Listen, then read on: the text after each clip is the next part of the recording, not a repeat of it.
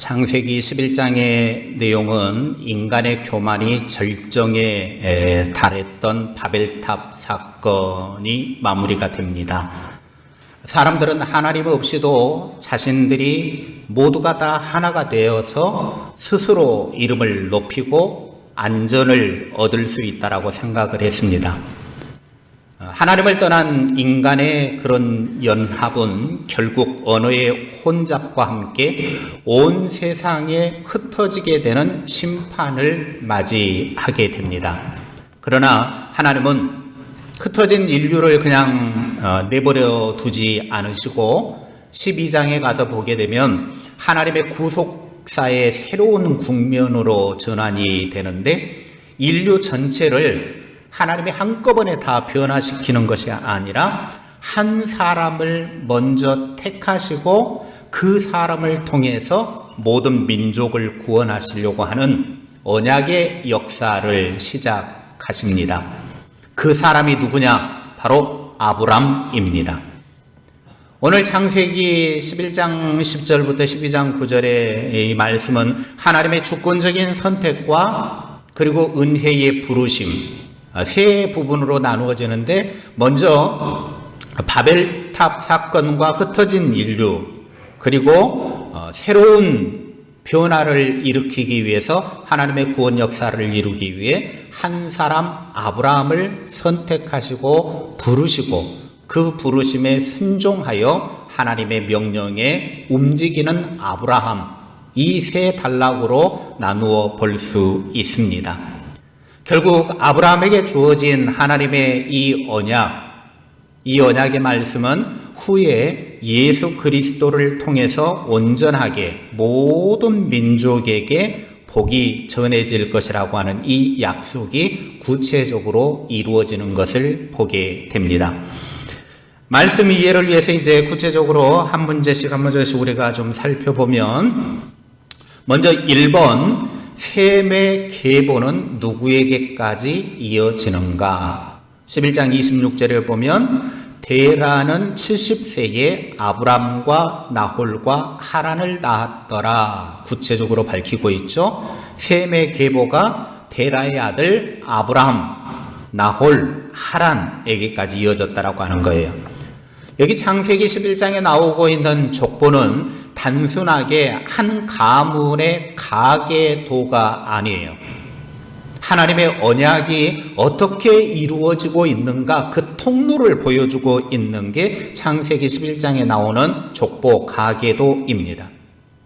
홍수 심판 이후에도 하나님은 약속의 계보를 끊어버리지 않으시고 마침내 아브라함을 통해서 구속사의 새로운 장을 열어가고 계십니다. 하나님께서는 오늘도 자신의 계획을 신실하게 이루어 가시는 분이에요.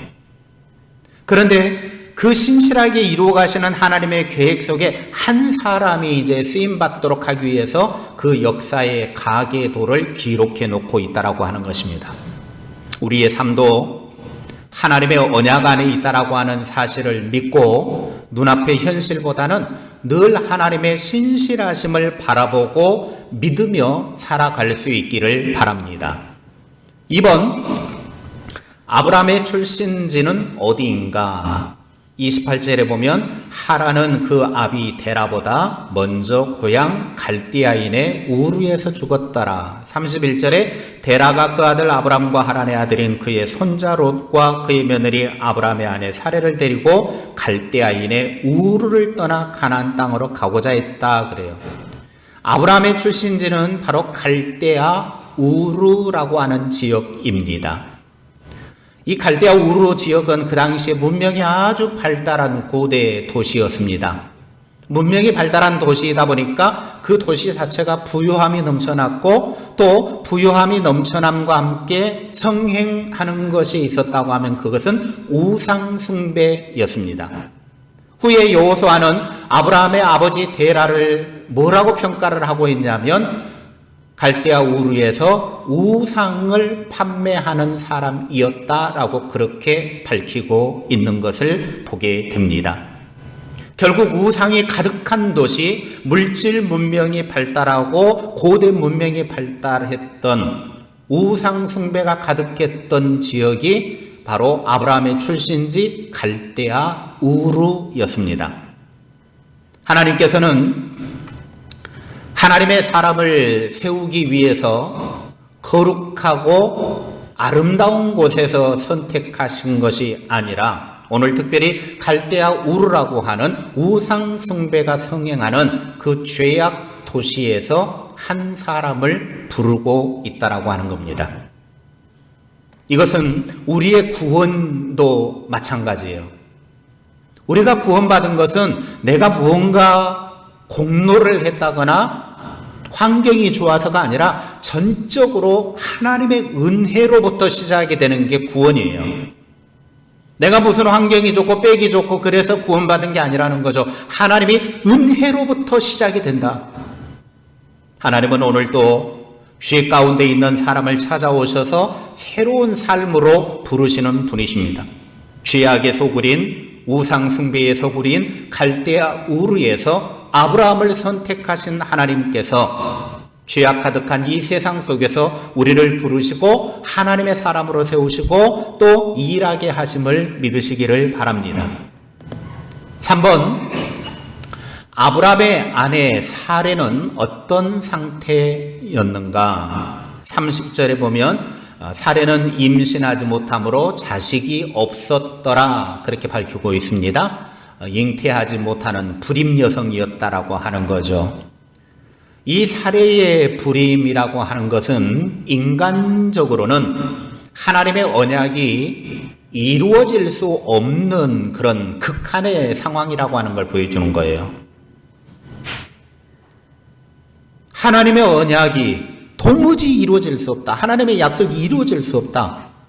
그러나 하나님은 언제나 인간의 가능성이 다 끝나버린 그 끝자락에서부터 하나님의 능력을 나타내시는 거예요. 인간이 무언가 할 수 있다고 하면 거기에서 하나님은 능력을 나타내 보이지 않지만 인간이 할 수 없다고 포기할 때 아무것도 인간의 힘으로는 할 수 없을 그때의 그 자리에서 하나님은 일하시는 거예요. 아브라함의 아내 사레가 불임 여성으로서 자식이 없는 그 인간의 절망적인 상황, 인간이 할 수 있는 일이 아니란 말이에요. 여러분이 쉽게 자식들을 낳았기 때문에 누구나 다 자식을 쉽게 갖는다라고 생각을 하면 안 돼요.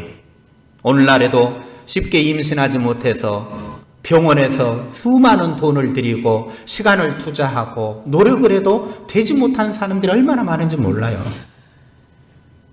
오늘 이 아브라함의 아내 사레, 불임 여성, 자식이 없어요. 인간의 힘으로는 할 수 없어요. 모든 약속이 끊어질 자리란 말이에요. 그런데 하나님의 언약은 사람으로 이루어지는 것이 아니라 하나님의 능력으로 성취된다라고 하는 것을 이 자리에서 보여주는 거예요. 우리도 삶에 불가능해 보이는 현실보다 하나님의 약속을 더욱더 신뢰하며 믿음을 갖고 살아갈 수 있기를 바랍니다. 4번, 하나님은 아브라함에게 무엇을 떠나라고 명령하셨는가? 12장 1절에 보면 여호와께서 아브라함에게 이르시되 너는 너의 고향과 친척과 아버지의 집을 떠나 내가 네게 보여줄 땅으로 가라. 본토와 친척, 즉 고향과 친척과 아버지의 집을 떠나라. 그렇게 명령하고 계셔요. 여러분, 여기에 고향과 친척과 아버지의 집이라고 하는 것은 아브라함에게는 가장 익숙한 자리이고 그리고 가장 안전한 자리, 이게 고향, 친척, 아버지의 집이에요. 고대 사회는 가문 중심으로 시족 사회가 이루어져 있는데 거기에서부터 나 혼자 떨어져 나간다? 어떤 일이 일어날지 알 수 없는 거예요. 생명을 담보할 수 없단 말이에요. 그런데 하나님은 아브라함을 향하여서 너는 너의 고향과 친척과 아버지의 집을 떠나라. 하나님은 떠나라고만 말씀하셔요. 떠나라. 아브라함이 그렇게 신뢰하고 있는 곳, 안전하게 여기고 있는 곳, 내가 이곳은 가장 안전하게 여기고 있는 그곳을 하나님은 떠나라. 갈대아 우르 죄악의 도시를 떠나라. 우상 숭배의 도시를 떠나라. 그럼 왜 하나님은 떠나라고만 말씀만 하시느냐? 하나님은 떠나라고 말씀하심을 통해서 네가 지금부터 의지해야 될 것은 가족도 아니고 네가 붙들고 있는 편안함도 아니고 안락함도 아니고 우상도 아니고 하나님만 의지하는 믿음을 배우라는 거예요. 나 여호와 하나님만을 믿어라. 네가 지금 신뢰하고 있는 고향, 친척, 아버지의 집, 가장 안전한 울타리라고 여기는 그곳이 너의 힘이 아니라 내가 너의 힘이다. 나를 믿는 법을 배워라. 나를 의지해라. 그래서 하나님은 그냥 떠나라고 말씀하시는 거예요. 믿음은 단순하게 새로운 것을 얻어내는 것이 아니라 내가 지금까지 하나님보다 더 의지하고 하나님보다 더 믿었던 것을 내려놓는 것이 믿음이에요. 가장 안전하게 생각하고 있었던 하나님보다 더 안전하다고 여겼던 그곳을 내려놓는 것, 떠나는 것이 믿음이에요. 오늘 우리도 하나님보다 더 가치 있게 여기고 있고 하나님보다 더 욕심내고 있고 하나님보다 더 귀하게 여기고 세상적인 안전을 붙잡고 있는 그곳으로부터 내려놓으라. 떠나라고 하는 말씀이 곧 아브라함에게 주신 하나님의 명령이요 우리를 향한 이 시대적인 하나님의 명령입니다. 하나님은 네가 떠나기만 하면 내가 너의 힘이 되겠다. 너의 능력이 되겠다. 네가 붙잡고 있는 그걸 내려놓아라. 그리고 나 여호와 하나님을 의지해라. 아브라함에게 하나님이 그렇게 명령하고 있는 거예요. 5번 하나님이 아브라함을 인도하시겠다고 하신 곳은 어디인가? 12장 1절에 보면 여호와께서 아브라함에게 이르시되 너는 너의 고향과 친척과 아버지의 집을 떠나 내가 네게 보여줄 땅으로 가라 그래요. 너에게 보여줄 땅으로 가라. 보여준 땅이 아니에요. 처음부터 하나님이 어디 목적지를 딱 찍어주는 게 아니에요. 네가 떠나면 내가 보여주겠다는 거예요. 보여줄 땅으로 가라. 먼저 움직이라는 거예요. 하나님은 목적지를 아브라함에게 먼저 딱 제시해 주지 않아요. 알려주지 않아요. 아브라함이 하나님의 말씀을 믿고 그 말씀에 순종하기를 원하셨다라는 거죠. 만약에 목적지를 미리 알려주고 그 목적지로 가라. 가나안 땅으로 가라. 목적지를 미리 알려줬다고 하면 아브라함은 하나님의 말씀에 순종하지 않았을지도 몰라요. 믿음은 모든 것을 다 이해한 후에 순종하는 게 아니에요.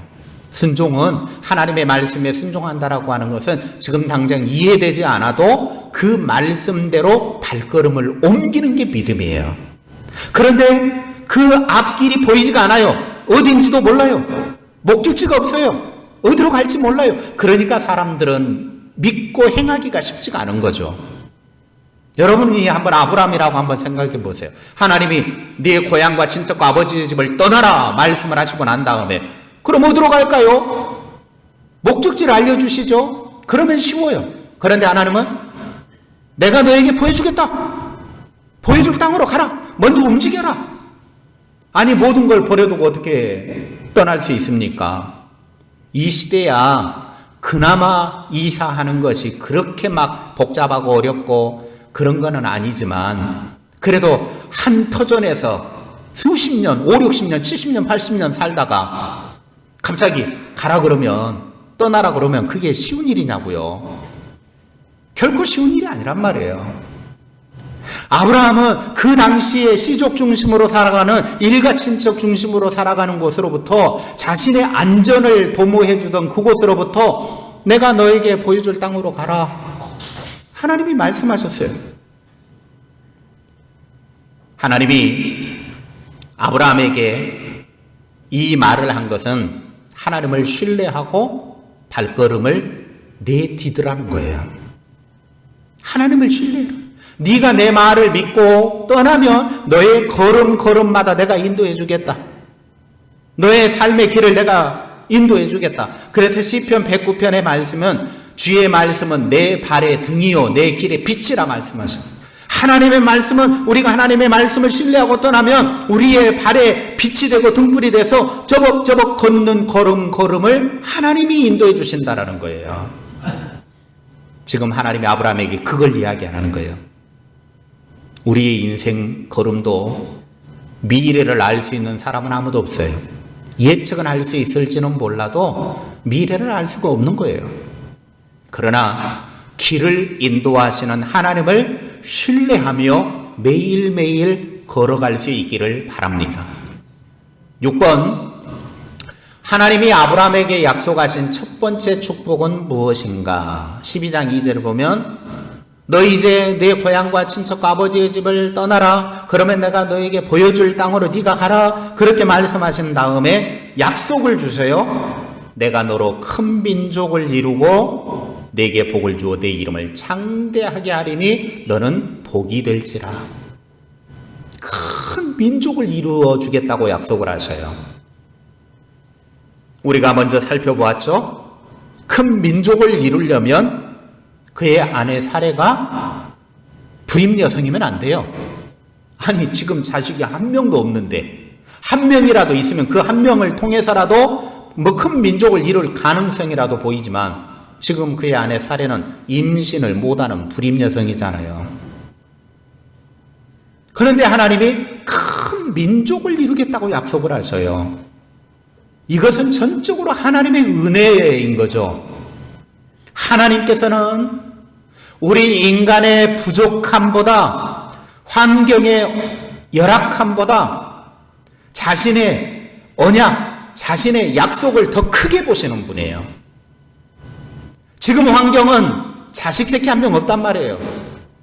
그런데 하나님은 아브라함에게 큰 민족을 이루게 해주겠다.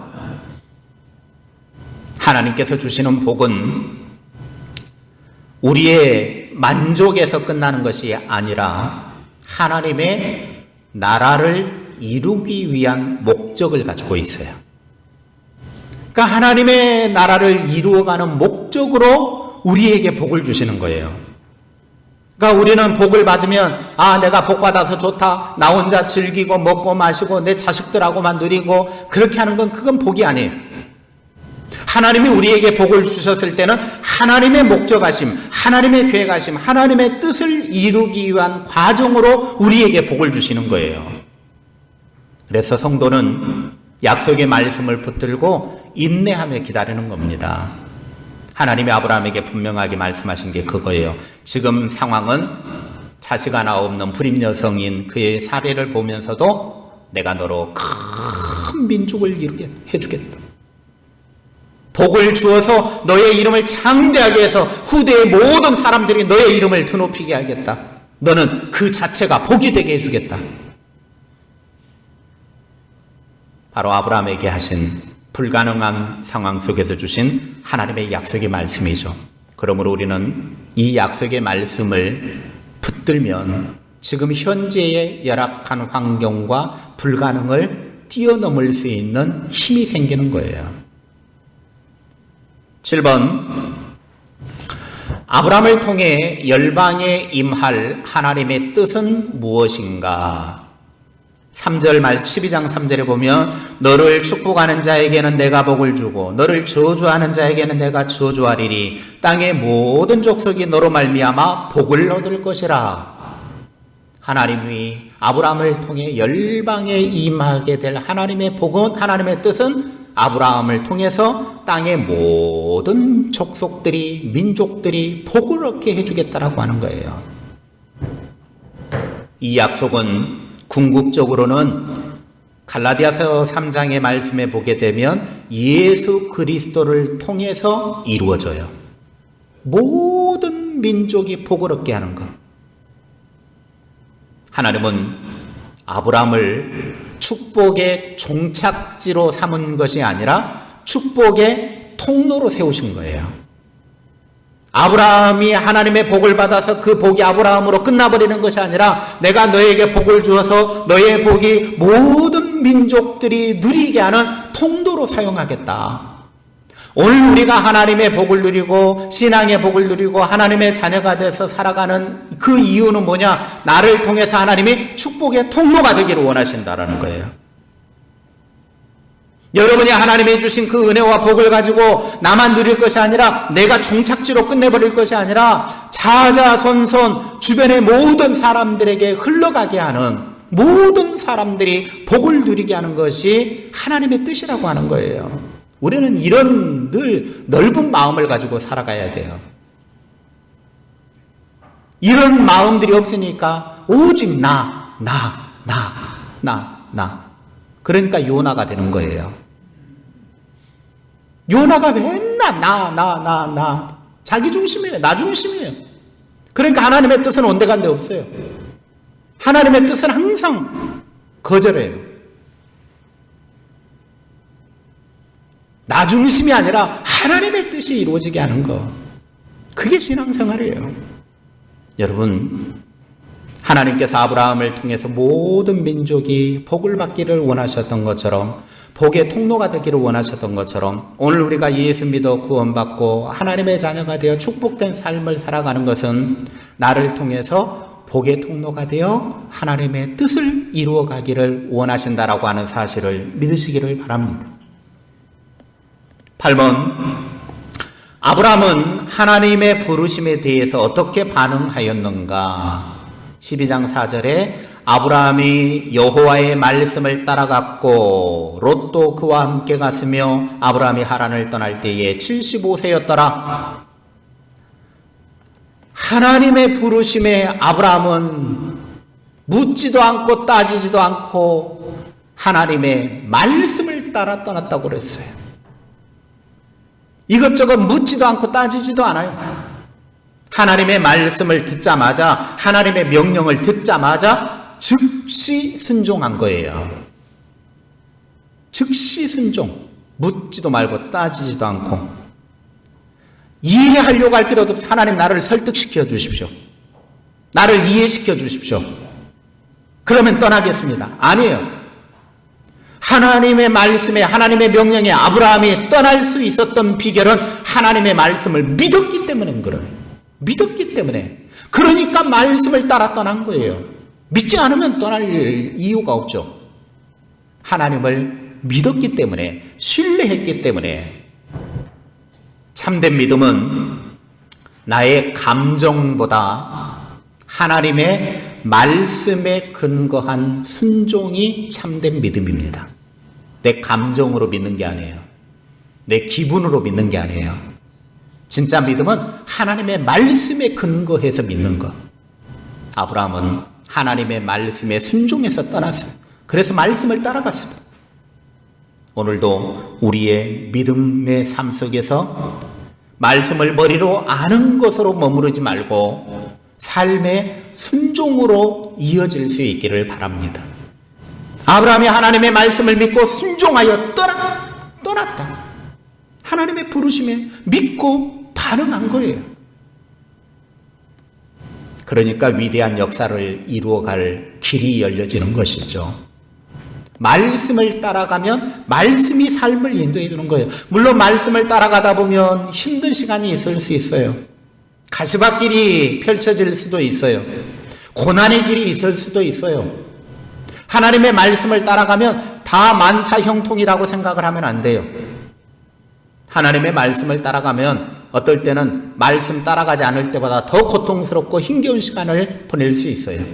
그러나 그 모든 상황 속에서 인내하고 끝까지 나아가게 되면 마지막 그 자리에는 하나님의 영광스러운 은혜의 자리가 펼쳐져 있다고 하는 거예요. 그래서 시편 23편에는 원수 앞에서 상을 차려주신다. 원수들 앞에서 상을 차려주시는 하나님의 은혜, 마지막 끝에는 하나님의 그 은혜스러운 영광, 상을 차려주시는 그 은혜가 임하게 된다라고 하는 것입니다. 9번, 아브라함이 가나안 땅에 들어와 처음 한 행동은 무엇인가? 아브라함이 하나님의 말씀을 따라서 순종하고 걸어갔더니 마침내 말씀이 인도한 곳은 가나안 땅이었습니다. 아브라함이 처음부터 가나안 땅을 정해놓고 간 게 아니었어요. 갈대아 우르를 떠날 때 아브라함은 하나님의 말씀을 믿고 따라갔어요. 말씀이 그랬더니 인도해주고 이끌어준 것이 가나안 땅이었고, 그 가나안 땅에서 아브라함이 했던 거 뭐냐? 12장 7절을 보면 여호와께서 아브라함에게 나타나 이르시되 내가 이 땅을 네 자손에게 주리라 하신지라. 자기에게 나타나신 여호와께 그가 그곳에서 제단을 쌓고, 하나님의 말씀에 순종해서 매일매일 발걸음을 하나님이 인도해 주셨더니 가나안 땅까지 데리고 오셨어요. 그리고 가나안 땅에 딱 도착했을 때 하나님이 아브라함에게 나타나서 내가 이 땅을 네 자손에게 주겠다. 이 가나안 땅을 네 자손에게 주겠다. 그 순간 아브라함은 자기에게 나타나신 그 여호와 하나님 앞에 제단을 쌓고 하나님 앞에 제사를 드렸습니다. 오늘 이 시대에 우리의 예배를 드렸다 그 말이에요. 그런데 우리의 예배하고는 좀 차원이 달라요. 그 당시에 제사는 반드시 제물을 드려야 돼요. 대부분 소나 양으로 제물을 드려서 하나님 앞에 제사를 드리는 것이죠. 자기 희생이 따르는 거예요. 헌신이 따르는 거예요. 하나님의 약속의 말씀 앞에 온전하게 자신의 희생과 자신의 것을 내어놓고 제사를 드리는 거예요. 하나님 앞에 예배를 먼저 드리는 거예요. 야, 하나님이 이 땅 우리에게 주신다고 했다. 우리 자손에게 주신다고 했다. 그래서 막 이 땅 저 땅 밟고 돌아다니고 춤추고 노래 부르고 그런 게 아니라 하나님 앞에 먼저 예배 드렸다. 하나님 앞에 예배 드리는 모습. 아브라함은 하나님이 자신에게 주신 약속보다 약속하신 하나님을 더 귀하게 여겼음을 그의 제사를 통해서 알 수가 있는 거예요. 약속보다 그 약속하신 하나님을 더 귀하게 여겼다. 예배는 하나님의 은혜를 인정하는 믿음의 표현이에요. 내가 하나님의 은혜를 받았고, 내가 하나님의 사랑을 받았고, 하나님의 구원을 받았으니 그것에 감사해서 드리는 예배. 그게 진짜 예배예요. 예배를 통해서 내가 만족을 누리려고 한다거나, 내 기쁨을 얻으려고 한다거나, 내 삶의 문제를 해결하려고 한다거나 하면은 그것은 예배가 아니라 그저 무당집 드나드는 것과 같아요. 그건 예배가 아니에요. 예배는 내 만족이 아니라 나에게 은혜 베풀어 주시고 구원해 주시고 사랑하신 그 하나님의 은혜를 인정하는 믿음의 표현. 그게 예배인 거예요. 그래서 하나님은 예배를 기뻐하시는 거예요. 네가 나를 그렇게 사랑하는구나. 네가 나를 그렇게 믿는구나. 네가 나를 그렇게 신뢰하는구나. 고맙다. 인정해 주는 거예요. 우리는 우리의 삶의 가장 중요한 자리에 늘 하나님을 모시며 살아가는 그런 삶을 살 수 있기를 바랍니다.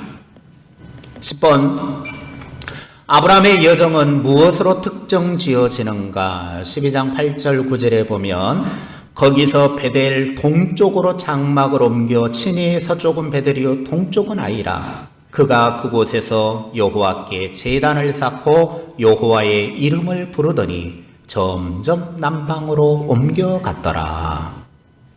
아브라함의 삶의 특징은 뭐냐면 가는 곳마다 제단을 쌓고 여호와의 이름을 부르는 삶이었다라고 하는 거예요. 가는 곳마다 제단 쌓고 하나님의 이름을 불렀다. 제단을 쌓는다라고 하는 것은 앞에 이야기했던 것처럼 하나님을 믿는 믿음을 표현하는 것이고, 하나님의 이름 여호와의 이름을 불렀다라고 하는 것은 여호와 하나님을 인정하며 살았다. 그저 여호와여 하나님이시여 이름 불렀다는 것이 아니라 그 여호와 하나님 자신의 삶을 인도해 주시고 이끌어 가신 그 여호와 하나님을 인정하며 살았다. 아브라함은 어디를 가든지 장막과 제단을 함께 세우는 삶을 살았습니다. 장막은 이 땅이 영원한 본향이 아니라고 하는 것을 보여주는 것이고, 제단은 하나님과의 관계를 가장 우선적으로 여기고 있다라고 하는 걸 보여주는 거예요. 하나님과의 관계가 가장 먼저다. 아브라함은 가는 곳마다 이 땅을 하나님이 우리에게 주셨다. 아, 좋다. 그게 아니라 그 약속을 주신 하나님과의 관계를 먼저 세우고 있다는 거예요. 복보다 복을 주신 하나님을 더 귀하게 여겼다. 믿음의 사람은 세상에서는 나그네로 살아가지만 이 나그네된 세상에서 늘 하나님을 예배하며 살아가는 겁니다. 오늘 우리 역시 삶의 바쁨 속에서도 예배와 기도를 가장 귀하게 여기며 살 수 있기를 바랍니다.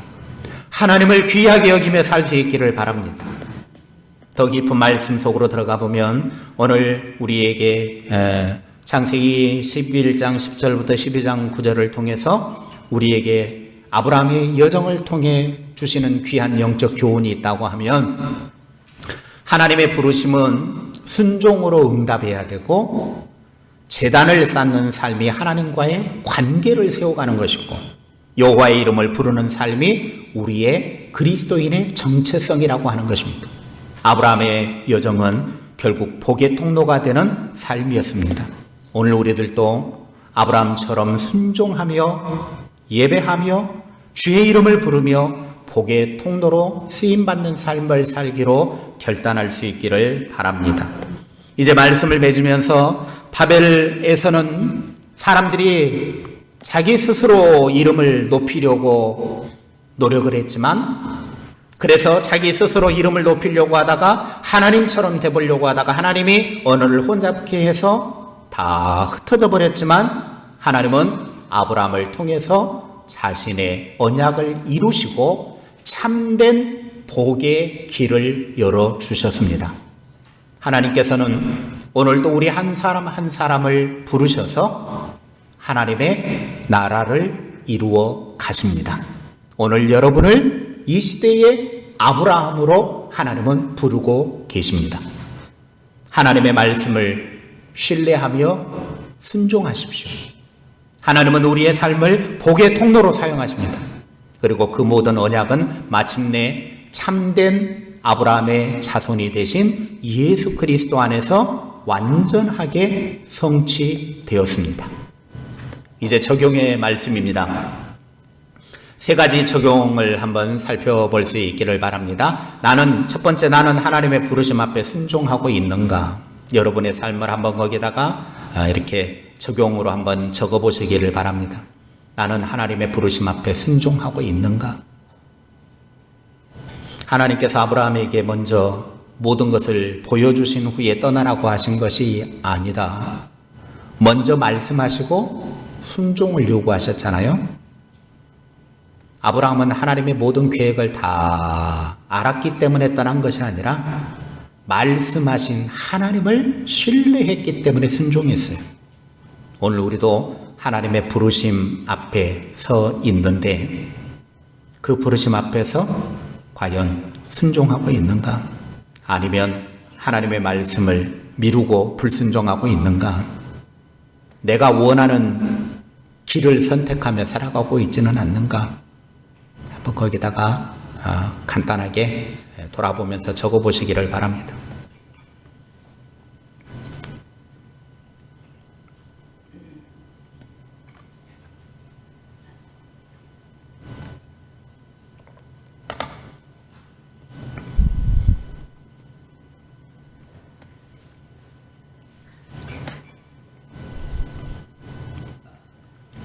두 번째 적용, 2번, 여전히 놓지 못하고 붙들고 있는 나의 갈대아 우르는 무엇인가? 갈대아 우르는 아브라함에게 고향이었고 삶의 터전이었고 익숙한 곳이고 안전한 곳이었고 자신을 가장 보호해주는 울타리였어요. 가장 신뢰할 만한 곳이었어요. 그러나 동시에 우상 숭배가 가득한 죄악의 소굴이기도 했습니다. 하나님은 아브라함에게 그곳을 떠나서 하나님만 의지하는 새로운 삶으로 나아가라고 부르셨습니다. 오늘 우리에게도 각자의 그런 아브라함과 같은 우루가 있을 수 있습니다. 하나님은 하나님보다 더 의지하는 것을 내어놓으라고 이야기해요. 하나님께 순종하지 못하게 만드는 삶의 그 습관, 삶의 형태 내려놓으라고 말씀하셔요.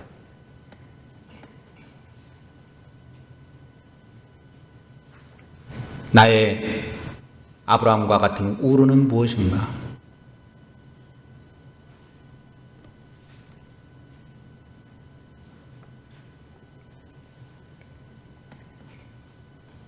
하나님께서 여러분에게 떠나라고 하는 그 우루를 믿음으로 떠날 수 있도록 기도하시기를 바랍니다. 세 번째, 내 인생의 복의 종착지가 아니라 복의 통로로 쓰임받고 있는가? 하나님께서 아브라함에게 복을 약속하시면서 너는 복이 될지라 그렇게 말씀하셨어요. 복이 너와 네 자손으로 끝나는 것이 아니라 앞으로 복이 돼서 모든 민족이 복이 될 것이다. 하나님이 아브라함을 이렇게 축복하신 것은 아브라함 혼자 복 독차지하라고 한 것이 아니라 모든 민족에게 하나님의 복이 흘러가게 하는 통로가 아브라함이 되라는 거예요. 너는 내 복의 통로다. 내 복이 너를 통해서 흘러가게 할 것이다. 하나님께서 오늘 우리 자신에게 시간과 물질과 건강과 재능과 믿음과 각종 모든 것들을 주셨을 때 그것은 나 자신만을 위해 사용하라고 하는 것이 아니라 그것을 통해서 하나님 나라를 흘려보내라. 너를 통해서 하나님 나라가 흘러가게 하라. 은혜의 선물이라는 거예요.